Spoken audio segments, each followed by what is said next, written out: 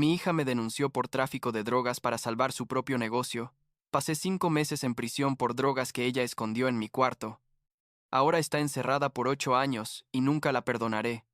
Tengo 42 años. Trabajo como gerente en una empresa de logística. Y lo que mi hija me hizo hace 2 años, básicamente destruyó todo lo que había construido en mi vida. Estoy hablando de mi matrimonio, mi reputación, mi relación con mi familia, todo. Y la cosa es que todavía hay gente que me mira raro cuando me cruzo con ellos en el supermercado, como si todavía pensaran que soy algún tipo de criminal, cuando la realidad es que pasé 5 meses encerrado por algo que ni siquiera hice. 5 meses. 150 días en una celda de 2 por 3 metros. Porque mi propia hija decidió que era mejor arruinarme la vida a mí que enfrentar las consecuencias de sus propias decisiones. Supongo que debería empezar desde el principio, cuando Emily era más chica, porque no es que esto salió de la nada, ya sabes. Hubo señales durante años que simplemente ignoramos o, bueno, mi esposa ignoró y yo intenté manejar de la mejor manera que pude. Emily siempre fue difícil, desde que era adolescente. No era el típico drama de teenager, tipo quejas por el toque de queda o discusiones sobre salir con amigos. Era algo más profundo que eso. Tenía como 14 años, cuando empezó a juntarse con gente que claramente no le convenía.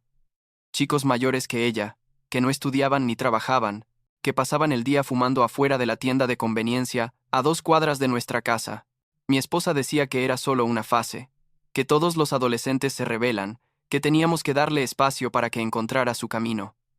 Yo no estaba tan seguro, la verdad. Veía cómo Emily nos mentía sobre dónde estaba, cómo llegaba a casa con los ojos rojos y esa actitud como de que el mundo le debía algo. Intenté hablar con ella miles de veces, en serio. Me sentaba y trataba de conectar, de entender qué le pasaba, pero era como hablarle a una pared. Me miraba con ese desprecio que solo un adolescente puede lograr y me decía que no entendía nada, que me metiera en mis propios asuntos. Cuando Emily tenía 16, dejó la escuela. Así nomás, un día simplemente decidió que no iba a volver. Ni siquiera nos lo dijo directamente. Nos enteramos cuando la escuela llamó después de que faltara 2 semanas seguidas.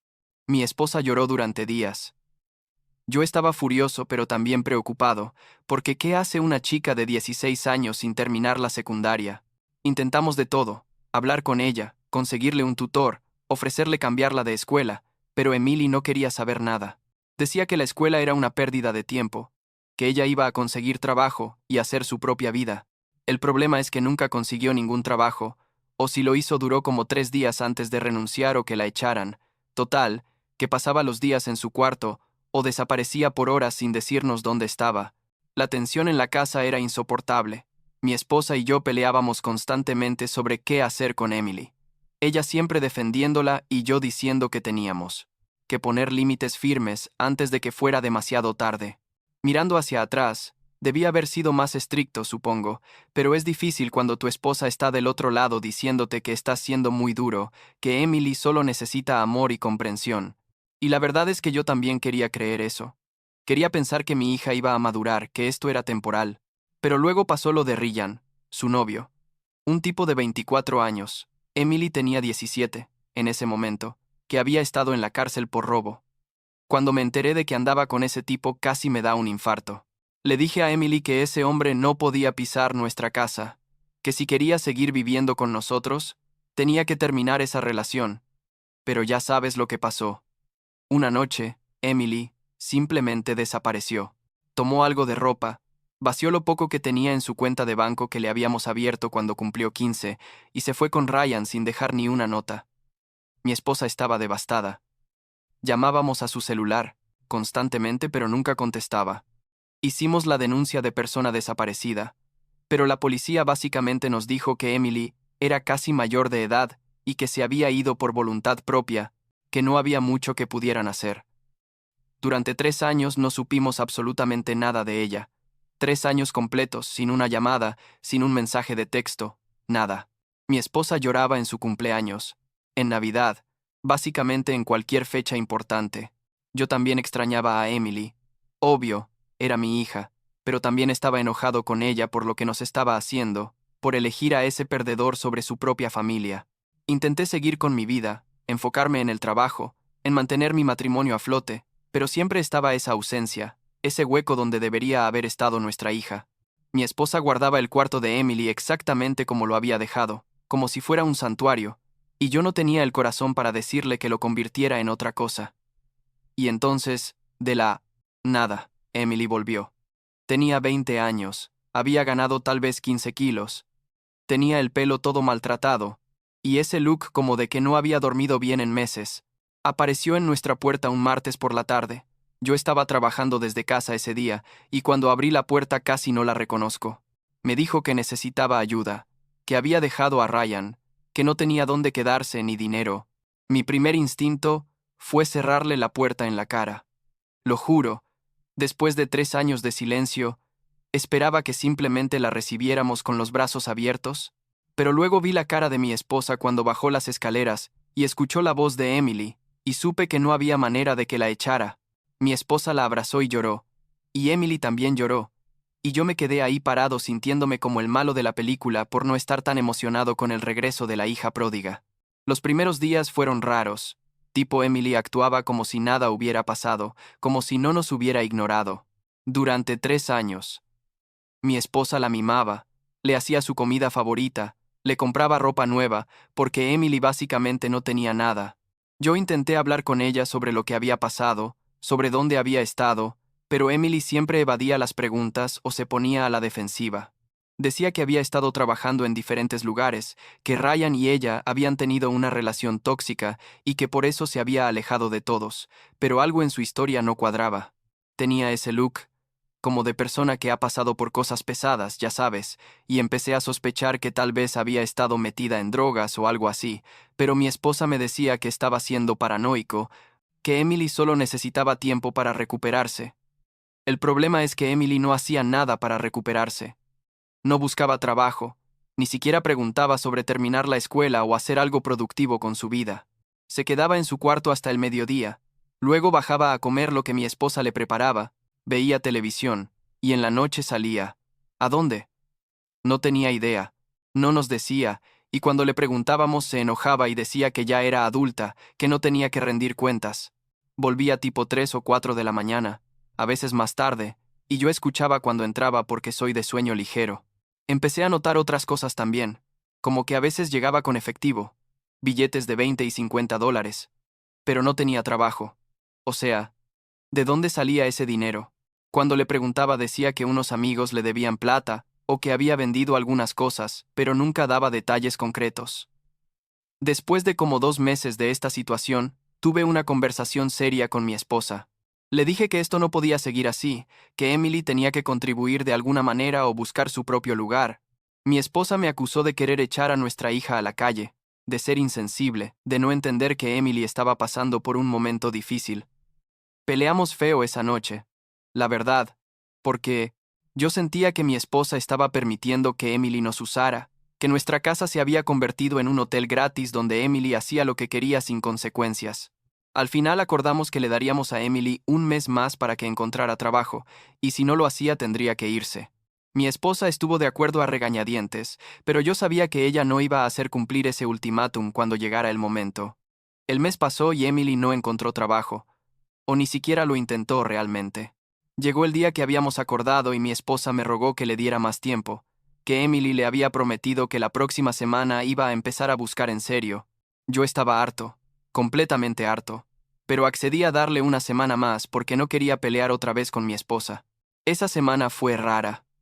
Emily casi no salía de su cuarto, y cuando lo hacía estaba como nerviosa, tipo mirando su celular constantemente y pegando saltos cada vez que sonaba el timbre.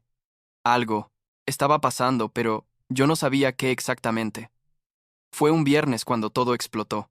Yo había tenido un día horrible en el trabajo, había perdido un cliente importante por un error de uno de mis empleados, y llegué a casa de mal humor y cansado.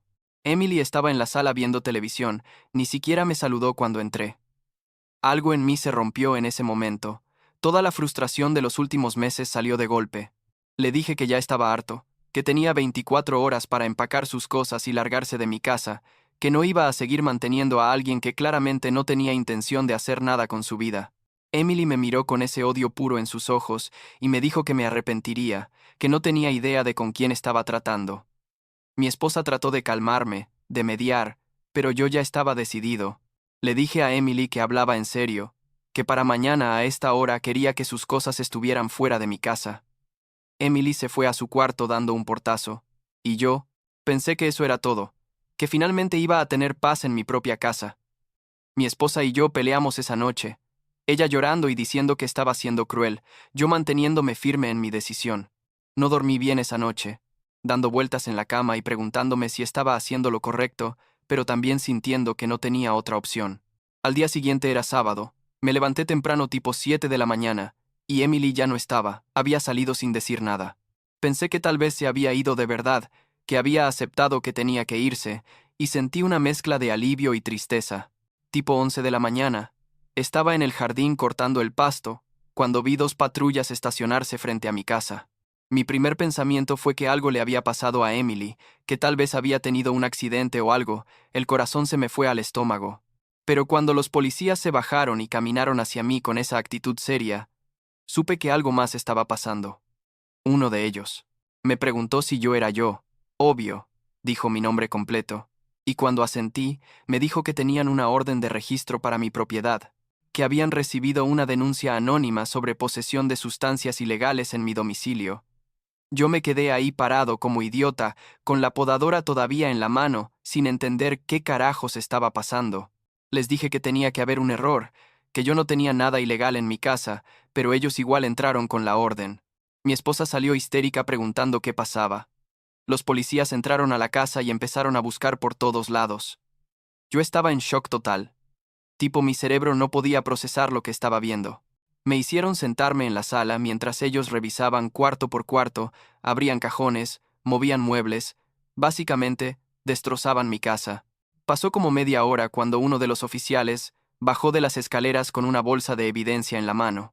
Adentro, había como 5 o 6 bolsas más chicas, llenas de algo que después confirmaron que era heroína, pura, de la buena según dijeron después, con un valor en la calle de como $15,000. Me dijeron que las habían encontrado debajo de mi cama, literal en una caja de zapatos vieja metida hasta el fondo. No podía creerlo. Simplemente, no podía creerlo. Les dije que eso no era mío, que nunca había visto esas bolsas en mi vida, que alguien las había puesto ahí. El oficial me miró con esa expresión de, claro, todos dicen lo mismo, y me leyó mis derechos. Me esposaron ahí mismo, en mi propia sala, mientras mi esposa lloraba y gritaba que tenía que haber un error. Fue cuando me estaban llevando hacia la patrulla que vi a Emily. Estaba parada en la acera de enfrente con una expresión en su cara que nunca voy a olvidar. No era preocupación, no era sorpresa, era como satisfacción, casi como una sonrisa que intentaba ocultar. En ese momento supe con cada fibra de mi ser que ella había hecho esto, pero no podía probarlo. No podía hacer nada mientras me metían en la parte de atrás de la patrulla como si fuera un criminal común. Lo que siguió fue una pesadilla. Me llevaron a la estación, me tomaron las huellas digitales, me sacaron fotos como si fuera un delincuente, me pusieron en una celda con otros tipos que estaban ahí por quién sabe qué. Mi abogado, un tipo que contraté de emergencia porque no podía pagar uno caro, me dijo que la situación era seria, que posesión de esa cantidad de heroína era un delito grave, que podía enfrentar hasta 20 años de prisión si me declaraban culpable, 20 años. 20 años por algo que ni siquiera había hecho. Pedimos libertad bajo fianza, pero el juez la negó. Dijo que la cantidad de droga sugería que yo era un distribuidor importante y que representaba un riesgo de fuga. Yo no lo podía creer. Mi vida entera se estaba desmoronando y no había nada que pudiera hacer al respecto. Pasé 5 meses en la cárcel del condado esperando el juicio. 5 meses en los que perdí mi trabajo. Obvio. Porque, ¿qué empresa va a mantener a alguien arrestado por posesión de drogas? 5 meses durmiendo en una litera de mierda, comiendo comida asquerosa, viendo cómo mi vida se iba al carajo mientras yo estaba encerrado por algo que no hice. Mi esposa me visitaba. Al principio venía todas las semanas, pero noté que algo había cambiado en ella. No me miraba igual. Había dudas en sus ojos. Un día me preguntó directamente si realmente yo no tenía nada que ver con las drogas, si no había algo que no le estaba contando. Me rompió el corazón que mi propia esposa dudara de mí, pero también entendía por qué lo hacía, porque desde afuera toda la evidencia apuntaba a que yo era culpable. Le conté mis sospechas sobre Emily, que yo creía que ella había puesto las drogas en mi cuarto para vengarse del ultimátum, pero mi esposa no me creyó. Me dijo que estaba siendo paranoico, que Emily estaba destrozada por mi arresto, que no podía creer que yo acusara a nuestra propia hija. Resulta que Emily se había quedado en la casa, lloraba y le decía a mi esposa que no podía creer que su padre fuera un traficante, que todo empezaba a tener sentido ahora, todas mis salidas nocturnas que nunca pasaron, por cierto, todo el dinero extra, que tampoco existía. Emily estaba construyendo toda una narrativa en la que yo era el villano y ella la víctima inocente, y mi esposa se la estaba tragando completa. Mi abogado me decía que no nos veíamos bien, que la evidencia era circunstancial pero fuerte, que deberíamos considerar un acuerdo con la fiscalía para reducir la sentencia. Yo me negaba.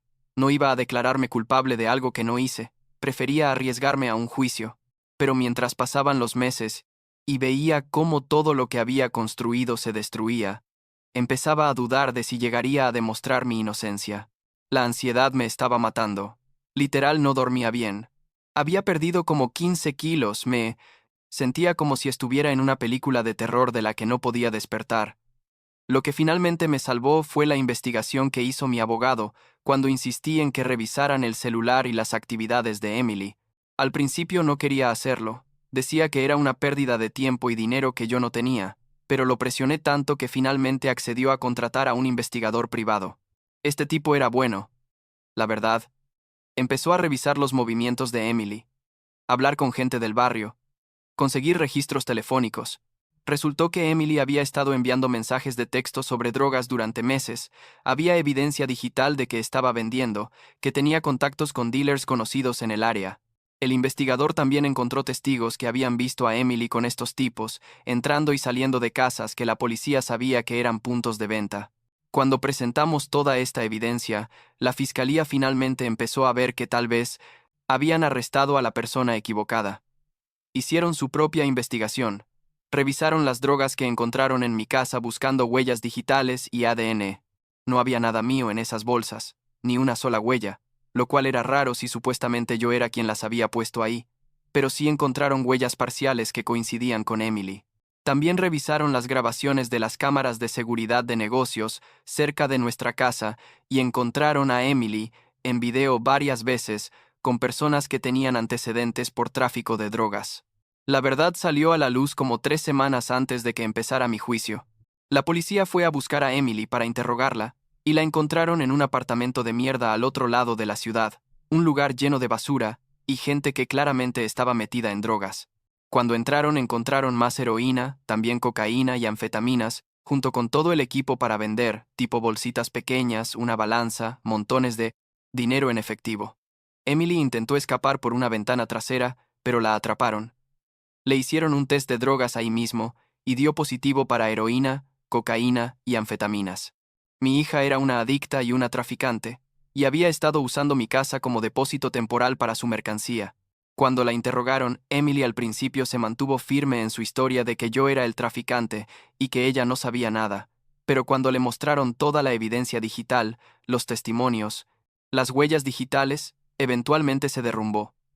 Admitió que las drogas eran suyas, que las había escondido en mi cuarto porque sabía que yo nunca revisaba debajo de la cama, que cuando le di el ultimátum entró en pánico y decidió hacer la denuncia anónima para sacarse a la policía de encima. Su plan era que mientras yo estaba en la cárcel, ella tendría tiempo de mudarse y establecerse en otro lugar. Nunca le importó lo que me pasara a mí, solo quería salvarse ella misma. No sé cómo describir lo que sentí cuando mi abogado me dio la noticia. Por un lado era alivio, obvio, porque finalmente se demostraba mi inocencia. Pero por otro lado era una rabia tan profunda que pensé que iba a explotar. Mi propia hija me había hecho esto. Me había metido en la cárcel. Había destruido mi vida, mi trabajo, mi reputación, todo por sus propias decisiones egoístas. Todos los años que la había cuidado, todas las veces que la había defendido cuando se metía en problemas, todo el amor que le había dado, y así me pagaba. Los cargos contra mí fueron retirados inmediatamente. Salí de la cárcel después de 5 meses, 5 meses que nunca voy a recuperar. Mi jefe de recursos humanos me llamó para disculparse y ofrecerme mi trabajo de vuelta, pero el daño ya estaba hecho, mi reputación estaba arruinada, había perdido a ese cliente importante, y honestamente no sé si podía volver a ese lugar donde todos me habían visto como un criminal. Emily fue arrestada. Formalmente, La acusaron de posesión con intento de distribución, de hacer una denuncia falsa, de obstrucción de la justicia. Básicamente le tiraron todo el libro encima. El juicio de Emily fue rápido. Ella se declaró culpable de todo, porque su abogado público le dijo que no tenía caso, que la evidencia era abrumadora.